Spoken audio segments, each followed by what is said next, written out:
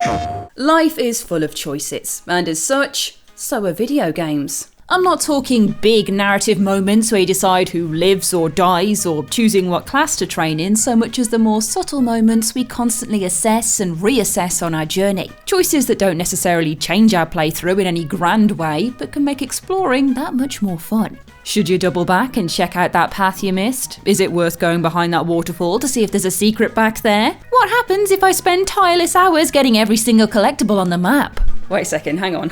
What do you mean I missed one 4 hours back and there's no way to reload my save? Usually putting the extra bit of effort in means you find something cool. And also usually that something cool is a gnarly boss battle too tough for the main game, so it's been relegated to an optional encounter for those foolish enough to stick their nose where it does not belong. Curiosity killed the cat after all, and it'll kill you if you're not prepared. Just remember, these bosses are entirely optional. You don't have to put yourself through this. Learn from our mistakes. When it comes to getting a trophy, there's no such thing as an optional boss. No matter how many times they burst through a realm tear, grab your face and grate it along the floor as if you're some kind of fleshy cheese. Of course, I'm talking about Zagroon, queen of both the Valkyries and the whole bloomin' optional boss hierarchy with her infamously difficult fight. Let's make this clear. There are plenty of opportunities to just not fight any of the Trap Valkyries like God of War 2018, or not place their helmets on the seats of the High Council, or not go sticking your fist into the shifting interdimensional hole to see what's on the other side. The whole side quest is fairly difficult the whole way through the game, and culminates in an incredibly unforgiving fight you don't have to do. That is, unless you're a pro. Stand back, guys, leave this to me. Yeah, that's about how this fight goes most of the time.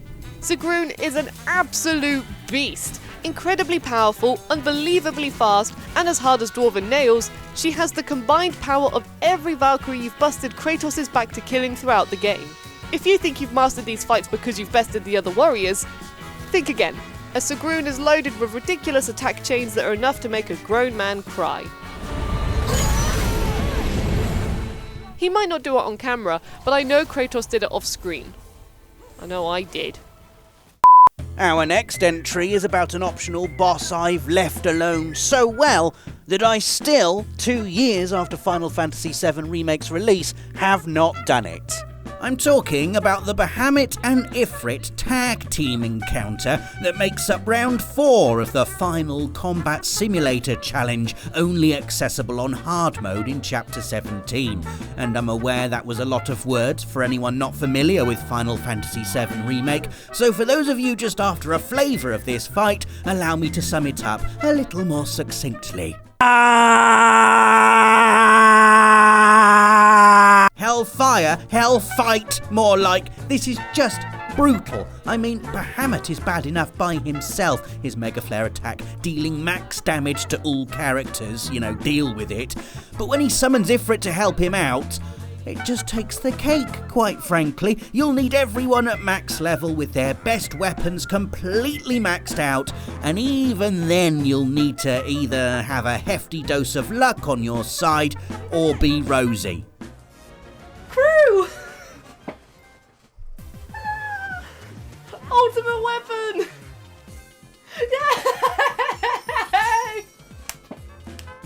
I just can't be doing with that kind of pressure. Which is why, despite my undying love of all things Final Fantasy, I've come to terms with the fact the Platinum Trophy on this game will, for me, remain unearned. Good for you, person in the comments who's currently telling me how you've got it and how it's not that hard. I hope the tears were worth it.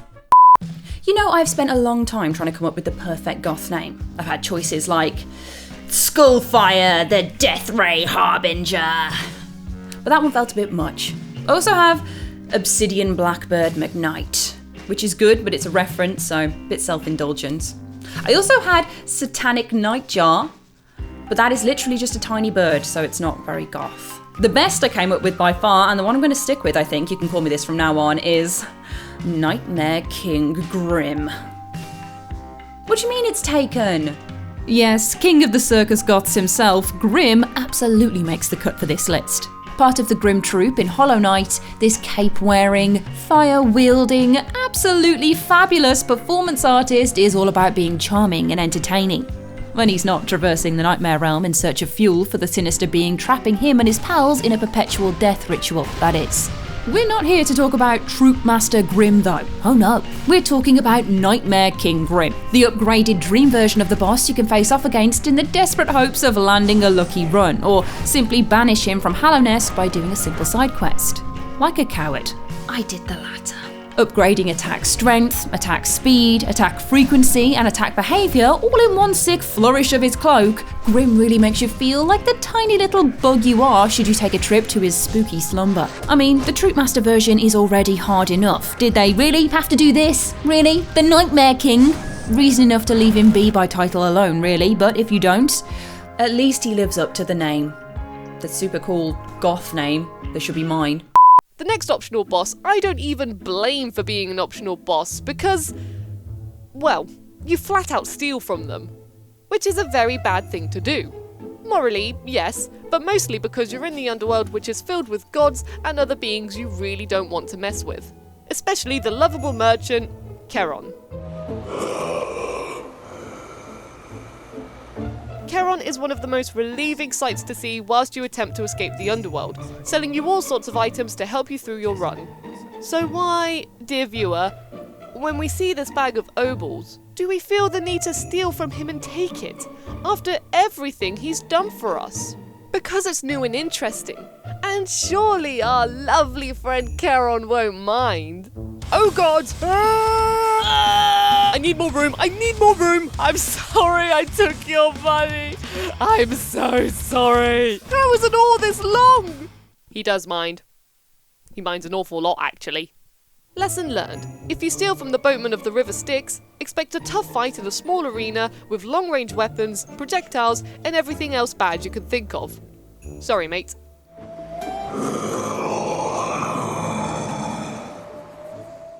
If my Bloodborne journey has taught me one thing about optional bosses, it's to leave them all alone.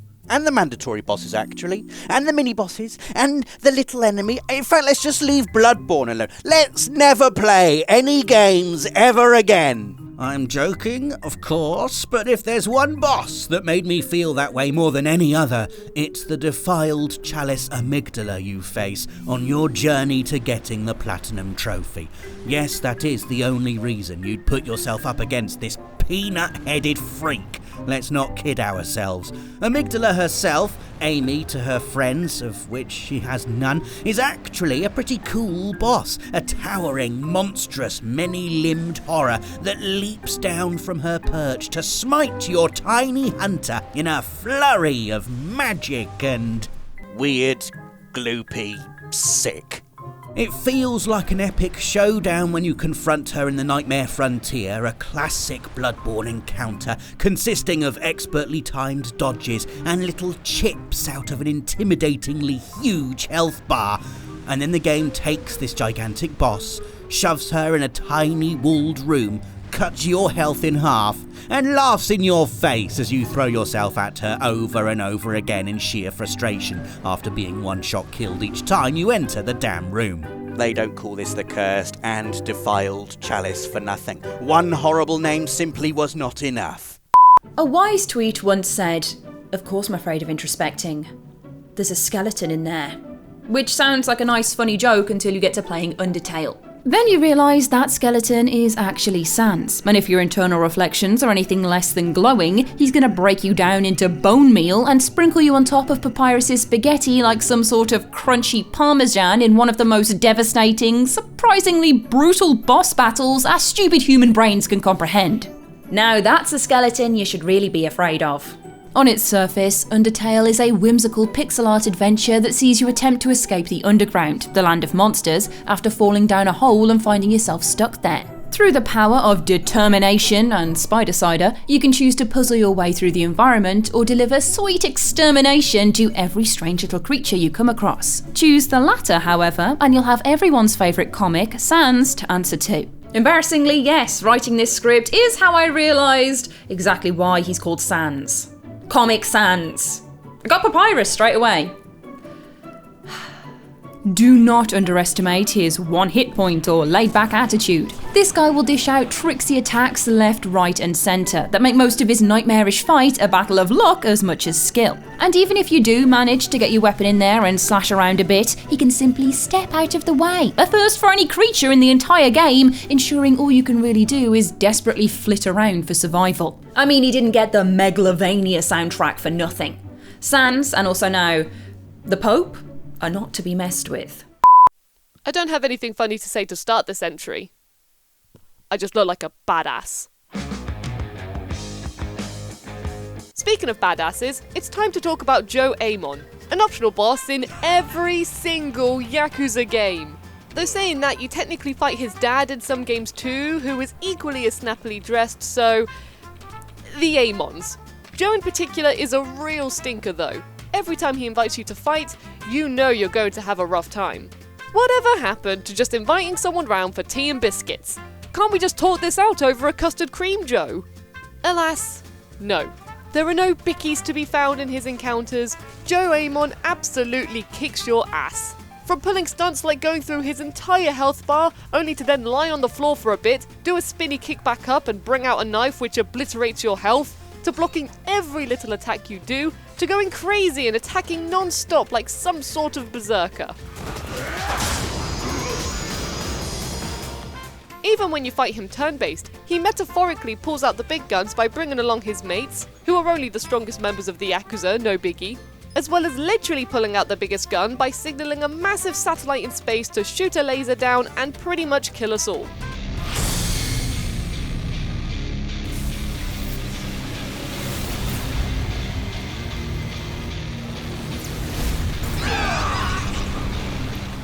But that moment when you beat him, oh yes! You've earned your badass status. And those are our picks for optional bosses we definitely should have left well alone. Have you beaten any of these? Any you persevered through that should be on this list? Let us know in the comments below. As always, this has been PlayStation Access. Don't forget to subscribe and hit the notification bell for more PlayStation goodness, and we'll see you again very soon. Thanks for watching.